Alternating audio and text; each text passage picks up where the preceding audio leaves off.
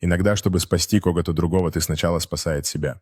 Дэниел шел домой, когда увидел девушку, плачущую на скамейке. Никто не остановился. Все проходили мимо нее, как будто она была невидимой. Он колебался, затем сел рядом с ней. «Ты в порядке?» Она, наконец, посмотрела вверх. Никто никогда не спрашивает об этом. Они говорили в течение 10 минут. Она улыбнулась в первый раз за месяцы. Перед тем, как уйти, она прошептала: «Ты спас меня сегодня. Ты не представляешь, как сильно мне нужен был кто-то».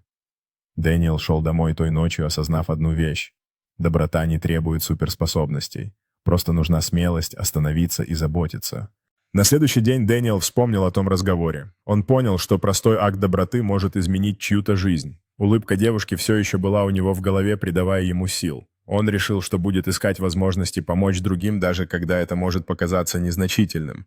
Каждый маленький жест имеет значение, и каждый шаг к доброте может привести к чему-то большему.